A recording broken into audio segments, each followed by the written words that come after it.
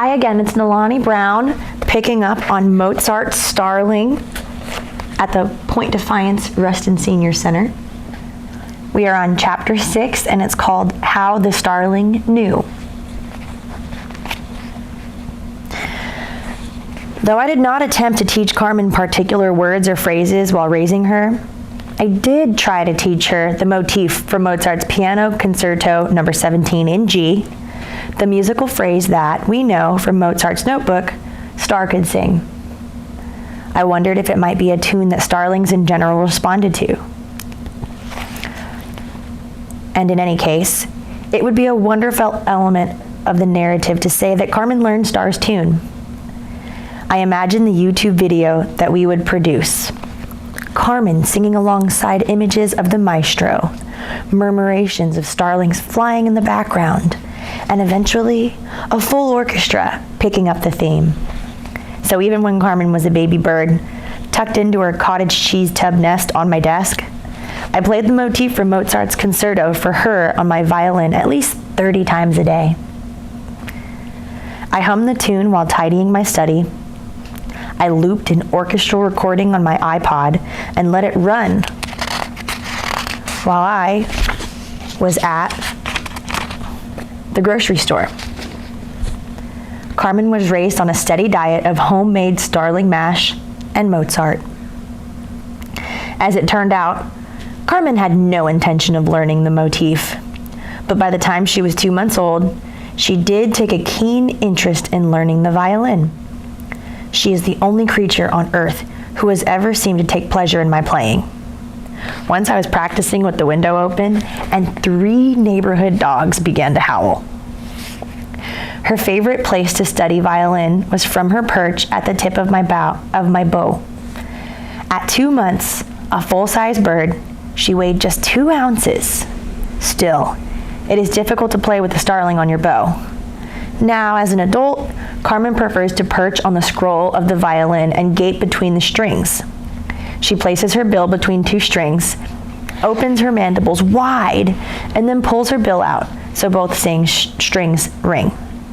This seems to delight her, but she will not learn the Mozart motif. Starlings are among the few songbirds who continue to learn new vocalizations year after year. So I am not without hope that she will surprise me one day. It is a sweet phrase, and Star could not have chosen a lovelier tune to share with his new owner. I attended the Seattle Symphony's performance of the Concerto in G recently, with internationally acclaimed virtuoso Imogen Cooper at the piano and conducting the orchestra as she played. She walked through the big doors of the performance hall and onto the stage like an oak draped in red sateen. Statuesque, strong, rooted. As this concerto begins, we in the audience scarcely have time to adjust to our surroundings before Mozart tosses us headlong with his music into the full current of human emotional possibility. Yet, he manages the swift transitions with such beauty that we do not think to resist. Mozart believed always in beauty and harmony and would not sacrifice either, no matter how dark his themes. He wrote out in a famous 1781 letter to Leopold that is now taken as an articulation of his musical philosophy and a foundational statement of Viennese classicism. Passions, violent or not, must never be expressed to the point of disgust, and music must never offend the ear, even in the most horrendous situations, but must always be pleasing. In other words, always remain music. The concerto has 3 movements: the allegro, the andante, and the allegretto. In the first, the allegro, Mozart progresses from one musical idea to the next without restraint and with practiced effortlessness. The effect is a nuanced joy that ventures into unexpected keys with such fluency that we almost forgot to be unsettled. The Woodwinds carry much of the discourse here. We modern audiences might not even notice it, but in Mozart's time, a strong woodwind voice was unusual. After all the sweet activity of the allegro, the dark serenity of the andante falls over the audience like a shroud. The opening is an ethereal string theme, which after about 20 seconds abruptly stops. Just stops. The oboe and the bassoon take up the silence and sing behind a floating solo flute. Finally, the piano enters, entirely alone.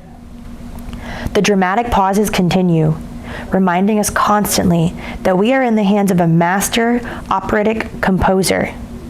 Operatic drama will emerge increasingly from here on in Mozart's concertos and symphonies. Now it is the piano that sings this concerto's wordless aria. There are harmonic surprises and further forays into unusual keys. I cannot close my eyes because I don't want to miss the oak trunk movements of Imogen Cooper at her instrument, conducting with limited but dramatic movements of her body, arm branches and eyebrows. But even with my eyes open, I feel I'm surrounded by forest imagery, earth, mist, a veiled, enchanted, but dark place.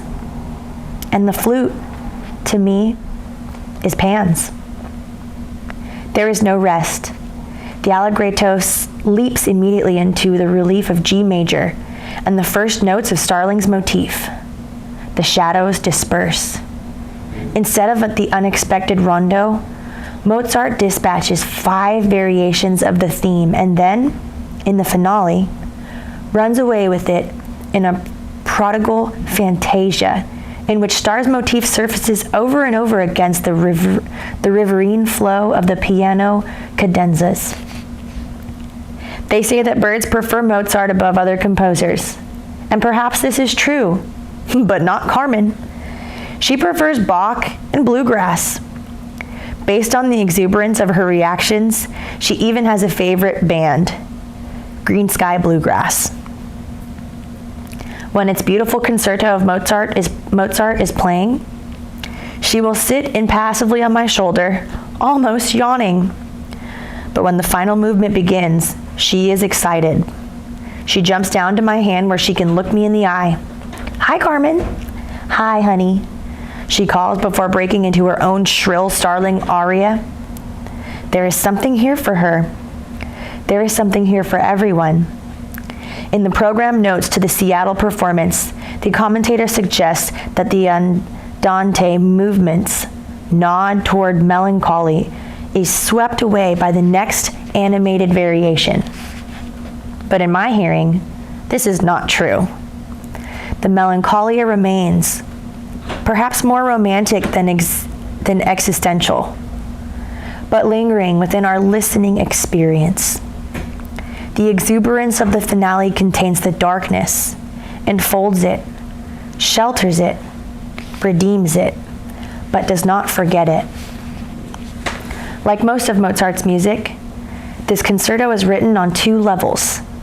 One for the simple enjoyment of the musically uneducated ear, and one for the musical adept. Mozart could not have maintained his public popularity and sustained his own genius-level interest in any other way.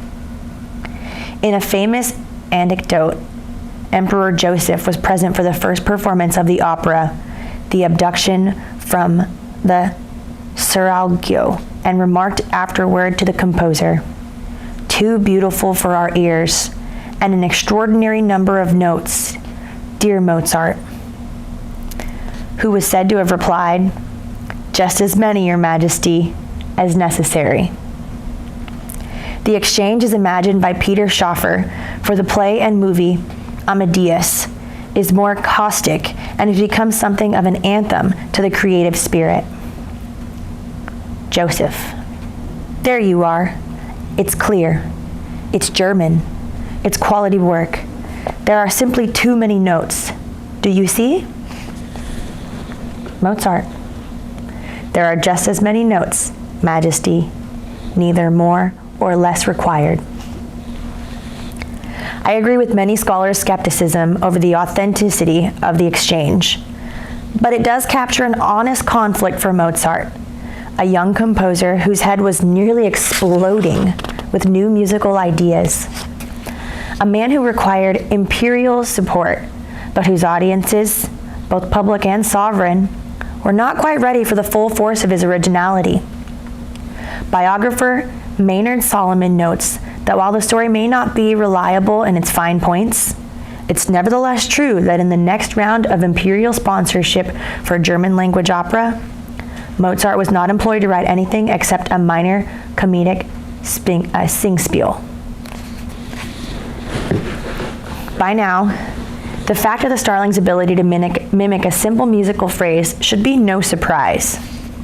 But rumors over how the bird learned Mozart's refrain have run wild. In short, commentaries and recording liners and program notes for this concerto, I have read emphatic but unsupported statements that the Starlings taught the motif to Mozart, that Mozart taught it to the Starling, that Mozart heard the Starling whistle with a folk song that sounded like this motif, and, most astonishing, that Mozart trained a pet Starling to whistle in its entirety all of one movement of his G major piano concerto, though the bird consistently sang two notes a bit flat. Not only is all of the movement claim a shopping hyperbole, even for a Starling, but we know from the notations in Mozart's book that Starr sang one note sharp, not two notes flat. What respectable Starling would be caught singing flat? The whimsical suggestion that Starr taught the motif to Mozart, that he sang a song of his own adapted by Mozart for the concerto, appears in print with some frequency. Such claims are preferred by folk who are speculating with just a tidbit of information. Though Mozart will, as we'll see, incorporate Starling-esque cadences and personality traits inspired by Starr into later work, this concerto was completed more than a month before Mozart brought his bird home. And so, for this composition, such a proposal remains nearly impossible. There is, however, a sweet children's book that fictionalizes the theory delightfully. In Mozart Finds a Melody by Stephen Costanza, Mozart is facing a deadline and is plagued by a bad case of writer's block. For the first time in Wolfgang's life, the famous composer was at a loss for a tune. He tried every trick to get his imagination going. He sang standing on his head. He played his violin in the bathtub. He even threw darts at the blank music paper. Alas, nothing worked. The bird sings notes that start to coalescence into a theme that Mozart can use. But just as Mozart is ready to put quill into paper, the bird flies out the window. The distraught composer must find the bird in order to finish his tune. The role of Starling as muse is authentic, but the idea that the bird taught this tune to Mozart is far-fetched. But what is true? How and when did Starr learn Mozart's motif? There are really only two overarching possibilities. Either Starr learned the motif before Wolfgang purchased him at the shop, as in my introductory tale, or he learned the song after the purchase, while living with the Mozart family. There are problems with both. If Starr could sing the motif before, or at the time that Mozart bought him, then how had he learned it? If Starr learned the motif later, then how could Mozart have recorded the tune in his notebook at the time he bought the bird? The answer to this question was a kind of holy grail to me while I traveled in Vienna and Salzburg. I believed that by the time I finished my researches here, examined documents, wandered Mozart's homes, talked with experts, and let daydreams trail through my brain under the influence of the Austrian landscape, I would, somehow, have uncovered the solution to this lovely musico-ornithological mystery. It didn't matter. I knew, in the scheme of things. Why, really, when I know the essentials of the story, should I care about the arcana? I can answer only in the way thousands of seekers over hundreds of years have answered their own version of such a question. I care with the brightened curiosity of one who loves a subject for no rational reason, but who loves it nonetheless, and prodigally. This is the ardor of the academic austenologist who believes that if she looks beneath the floorboards of the right dusty attic, she will find the diary entry explaining why Jane Austen rejected her one marriage proposal the day after she'd accepted it. Of the birder in Costa Rica, tiptoeing through the trails of biting ants and fer-de-lance serpents in hopes of glimpsing a rare hummingbird that no one has seen for 15 years. I could list such loves forever, the sort that visit our imaginations on the cusp of the impossible, but that we cannot erase from our minds. We follow the trail with whatever breadcrumbs we can gather.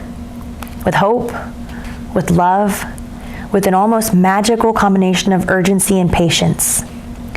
There were just enough crumbs in the Mozart story that I felt confident that, with enough sleuthing, the details of just how the Mozart and Star story unfolded would fill my Grail chalice. Naturally, that is not at all what happened. As far as objectives go, in all of my Austrian snooping, I uncovered a little more than the broad strokes I already knew. Mozart's own catalog of work tells us that the Concerto was completed on April 12, 1784. It has long been believed by musical historians that the piece was meant to be a strict secret, not performed publicly until mid-June of that year, when Mozart conducted it with a small chamber ensemble that included Barbara Ployer, his gifted young student from whom the concerto was composed, at the piano.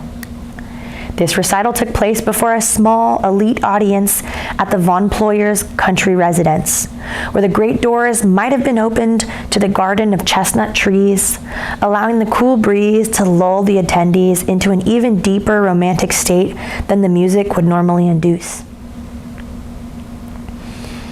We know from Mozart's expense notebook that Star was purchased on May 27th, and that he could sing the line from the piano concerto in G. It was Mozart's habit for a time to record all his expenditures in this small booklet. The purchase just prior to the Starling reads, 2 lilies of the valley, 1 cruiser, making Mozart, with his acquisitions of flowers and birds, appear to be even more romantic than he actually was. Previous and future purchases were more prosaic and include staff paper, ink, books. The notebook was used as a primary reference in an early 1798 biography of Mozart by Franz Niemsteck, from which Constance provided source material. More through references to the notebook with facsimiles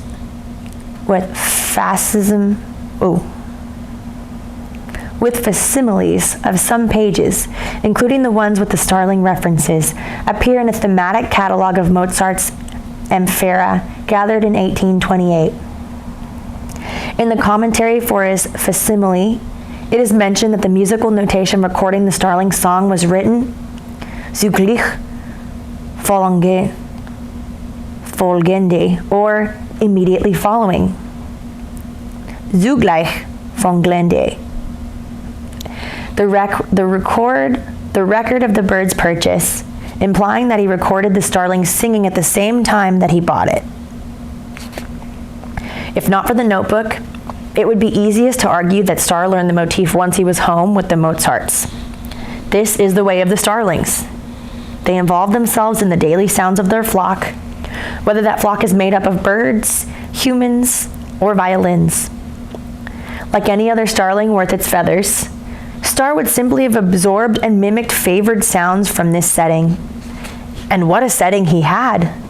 In this scenario, Star simply picked up the tune as it was practiced or whistled by Wolfgang in his study.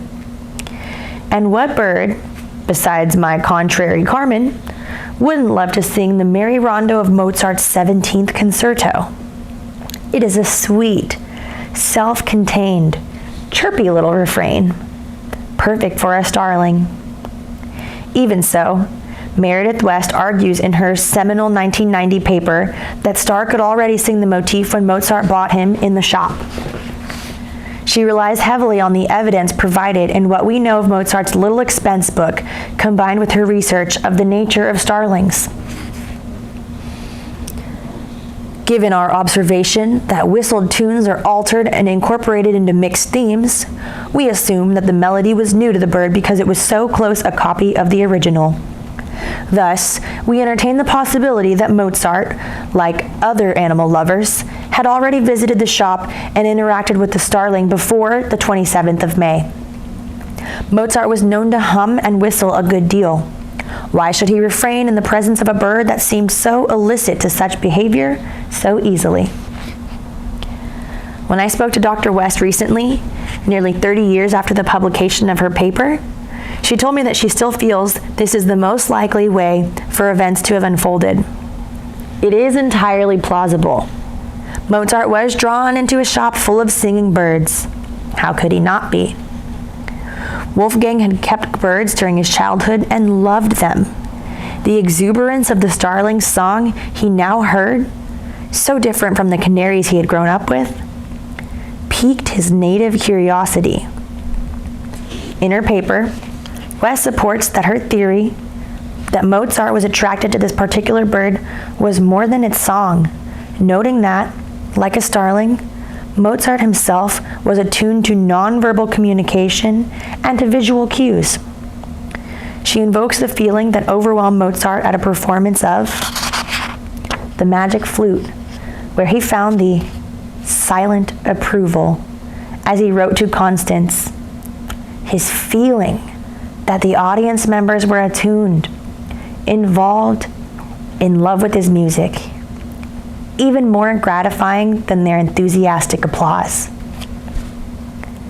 Mozart observed in his audience the same attitude assumed by a starling when something captures its interest. When you talk to a tame starling, it jumps as close to you as it can, tilts its head, and listens. So gratifying. Mozart was well aware of his own gifts, yet craved attention and approval for his music. When visited by Mozart in the shop, Star gave the composer these very things, as West writes, "To be whistled by Mozart. Surely the bird would have adopted its listening posture, thereby rewarding their potential buyer with silent applause." While the canaries and finches were flying around their little shop cages, thrashing and singing with their own little whirl in their own little worlds, there was an iridescent bird looking right at Mozart and seeming to wonder, what will this man say next? What will he sing? What will he whistle? Wolfgang could not resist such an agreeable audience. He whistled his dear little phrase, whistled it again, 4 times, 5. Carmen takes much longer than this to learn a new word, but a particularly gifted and willing starling mimic could begin to pick up the phrase that fast. Perhaps Mozart visited a couple more times, unable to resist the call of his flirtatious new friend. When Star had learned a passable version of the motif, well, how could Wolfgang not take such a friend home? In my own imagined tale, recounted at the beginning of this book, is a variation of West's theme. Here, Star has learned the motif before purchase, but Mozart did not teach the bird this tune. Instead, he was drawn into the shop by the sound of the bird singing it, as if following the fragrance of a freshly baked Viennese plum cake. This too is possible. The birdcatcher's stall was almost certainly on the Graben, a vital commercial district bustling with shoppers and musicians day and night. Mozart composed the Concerto when living at 29 Graben, the apartment's windows just above the string of markets and cellars of all kinds. He was still copying the music over in May, when the windows would have been opened to the spring air after a dust-settling rain, and the musical strains might have filtered out into the world and perhaps into his starling's little ear. There is no reason the star could not have picked up a bit of the motif and played it over on his starling tongue until it came out nearly in the form that Mozart had composed. And once it did, there would have been no stopping the repetition. Starlings love to share freshly learned and mimicked sounds. But scholarship that has surfaced since the publication of West Paper suggests another, more plausible way by which Starr could have gleaned the tune before Mozart met him. We now suspect that the Concerto might have had a somewhat earlier public debut at a prestigious concert with Emperor Joseph II in attendance at the beautiful Kärntnerer Theater, now the footprint of the famous Hotel Sacher, on April 29th. This would be in line with Mozart's typical eagerness to place a piece before the public eye, even if the ink on the pages wasn't quite dry. It would not have been the newest work by Mozart performed that night, for the evening's program was ordered in part to feature the virtuoso violinist Regina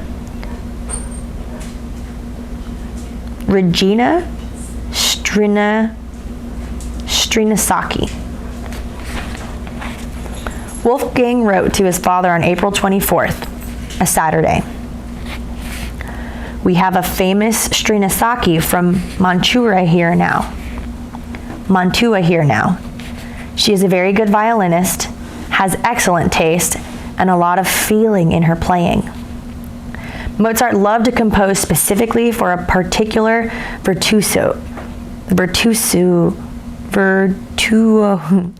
virtuosos, or voices.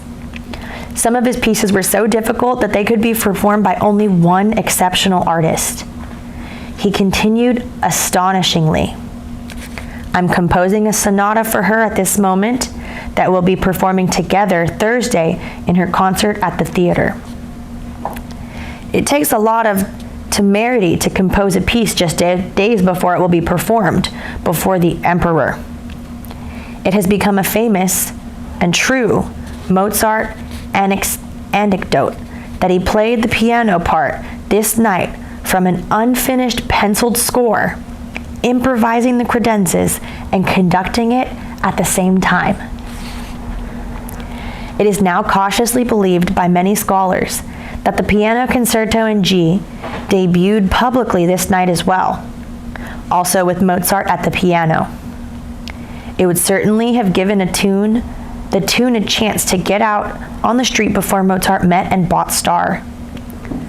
The theater was just a 10-minute or so walk from the district where the birdcatcher's shop likely stood, down a cobbled street past the Hofburg Palace at the end of the Graben, near the current Opera House.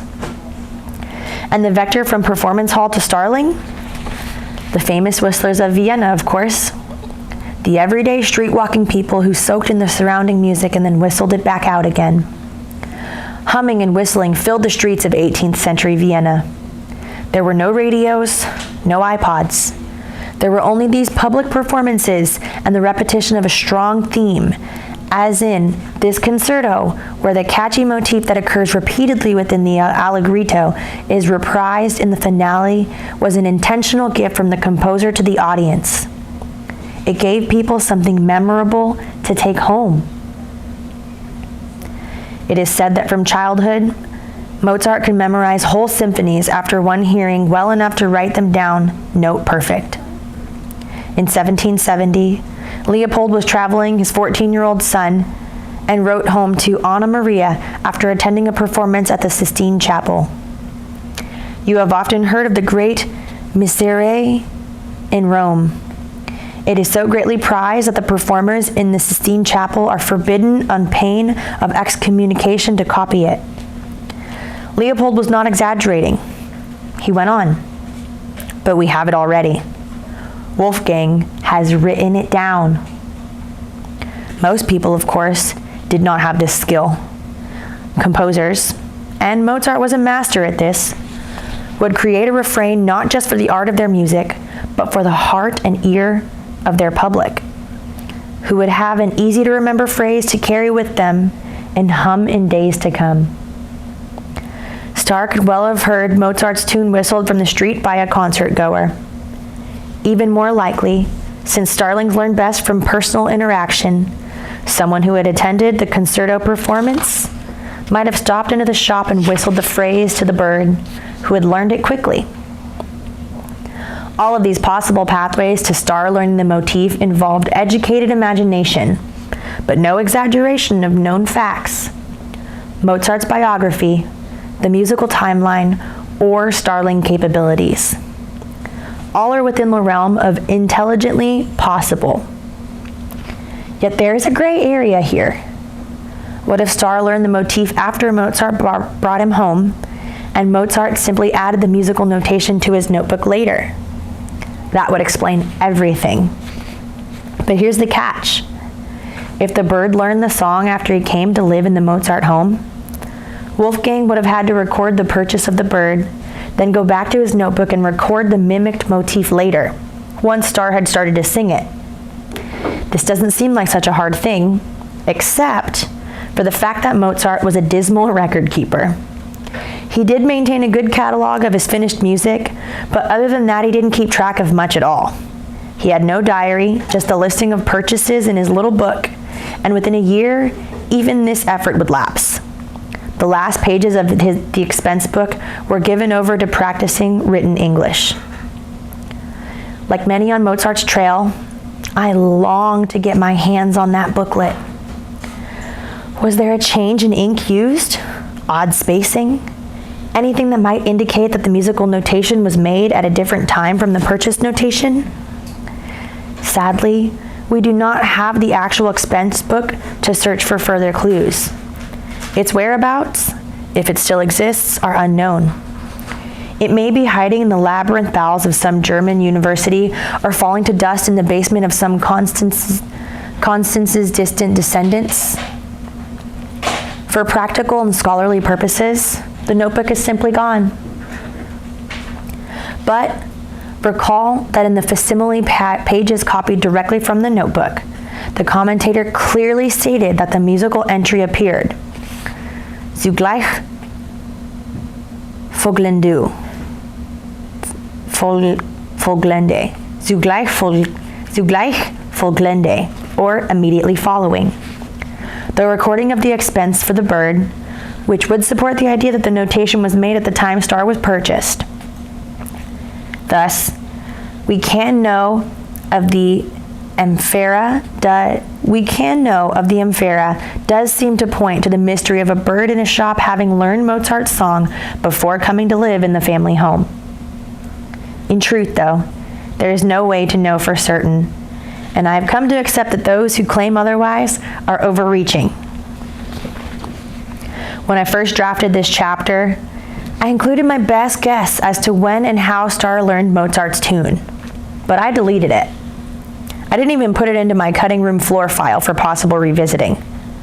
I deleted it into Ether, where it belongs. My Grail chalice has filled with an elixir that is perhaps headier than the wine of fact. It is filled with swirling, essential uncertainty, and the difficult, mature task of dwelling in such a state. And yet, I believe inquiry into what we do know to be true matters tremendously. History like this has a basis in fact, yet lies outside of memory and is necessarily subject to imagination. To make it comprehensible, to make it real to our artful human minds, we tell it as a story. But when we force our will, rather than our intelligence and honesty, on a historical story, it loses its reality and is diminished. At its heart, the true story of Mozart and Starr is beautiful, meaningful, and true. It is belittled and made false by exaggeration and mere rumor. The Starling did not teach the motif to Mozart. The Starling did not sing an entire concerto, but we can perceive the sweet and authentic center. We know that an unusual friendship between one of history's most loved composers and one of the world's least loved birds began in May of 1784, when, in one order or another, Mozart wrote the Starling's song in his book, conferred his judgment, das war schon, plunked down his cruiser, and took the bird home, smiling like a jackass eating thistles. That is the end of chapter 6. We're going to go on into chapter 7 for just a little bit. It is called Chomsky's Starling. Come here, honey. Tom, Claire, and I were standing in the kitchen as Carmen called from her aviary. We all stared at one another, silently as usual. Claire voiced over the brave thought first. She made a sentence. No one spoke after that except Carmen, who said, "Come here, honey." In the past, Carmen had mimicked, "Hi, honey," and "Come here," but never, "Come here, honey." So yes, it seemed that she had just combined words and phrases, albeit simple ones, into a new pattern that made sense. Instead of mimicking a sentence she'd heard, it appeared that she had done something of a different order. She'd made a sentence of her own. Finally, I ventured uncertainly. That wasn't a sentence, at least not an intentional one. Either she'd put the words together in a new way that happened to make sense, she jumbled up her repertoire all the time, or had unwittingly been saying, "Come here, honey," to her, and she'd latched onto it. It is impossible. Is it impossible that she meant to create a small sentence? Probably yes, but given what I've learned, both from Carmen and from the current science on birds and language, I will never underestimate the possibilities. For starlings, or for any of the beautiful, bewildering voices in our more than human world. The evocative phrase, more than human world, was first used 20 years ago by philosopher David Abram in his book, The Spell of the Sensuous. It has since become a well-loved expression in the ecological literature. It is easy enough to find a starling voice to contemplate. At any time of the year, we can meander down the sidewalk and stand beneath a starling settled into an electric wire, its favorite urban perch. It is tempting to conclude that the long jumble of whistles, gurgles, and clicks we hear is nothing more than a haphazard mess of sound. But it isn't. With a bit of attention, it is not difficult to tease out the sequence. Starlings will sometimes sit there and rehearse seemingly random whistles and imitations and various kinds of chatter. But in a full-fledged song bout, where the bird throws its head skyward and lets loose for 5 seconds, or 20, or up to 45, the song is divided into easily recognizable sections that follow a predictable pattern. The first is the whistle. This is a series of long, wild, tea kettle-ish sounds, raging stormily up and down the tonal spectrum. It leads to some confusion among those who encounter captive starlings like Carmen and are waiting for them to mimic something. "She's imitating the tea kettle," visitors delightedly announce when they hear Carmen's whistle. Alas, she imitates a lot of household sounds, but this one is just a good old starling voice. After the whistle, there is a quick pause. Then the bird will break into its own personal repertoire of sound phrases, some of them mimicked, some of them learned from other starlings, some of them invented in its singular starling brain. All of them gathered into a sequence that is entirely unique to the individual bird. The literature claims that a single bird will have somewhere between 6 and 30 individual sounds in its repertoire. But based on Carmen's performance, I suspect the number of phrases for a gifted wild bird is beyond our current expectation. To me, Carmen is a wondrous mimic, but in the starling world she is simply average. She has 15 phrases in her mimicked repertoire that I recognize. There are probably more. She is learning more all the time. Though females are fine mimics, a gifted male will mimic more phrases and of higher complexity than the average female. I have a hard time believing that among the millions of starlings in the world, 30 is the upward limit for a precocious male singer. After the initial whistle and repertoire sections of the song about, there's another swift pause. A male bird will now perform a series of clicks and rattles. This is one vocalization that females do not usually employ, and it's a fair way to tell if you are listening to a male or female bird.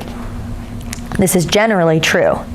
It seems that about 1 in 10 female starlings does have the ability to make these sounds. Or perhaps all female starlings have the physiological ability and only this smaller fraction makes use of it. The song will end with a whistled crescendo, different from the initial section in that it is quicker, more direct, less varied, and usually louder. That is the full starling song. The whistle, repertoire, rattle, crescendo. It may differ a bit here and there, but it is dependable on the whole. This is no sweet fluted wood thrush strain. This song is crazy wild. It's gorgeous in a loopy starling way. And it springs from a little bird with no idea that it has, in the pattern of its song, dropped its shining little body and brain into a turbulent academic debate, one that is both scientific and poetic. Here, biology, language, art, music, consciousness, and yes, human ego mingle, dance, and clash. We are going to stop there. So we are just about 3 pages into chapter 7 of Mozart's Starling by Leonda Lind Haupt. I am Nalani Brown. Thank you so much for listening. I hope you enjoyed, and we will pick up in a couple of pages through chapter 7 next time. Thank you.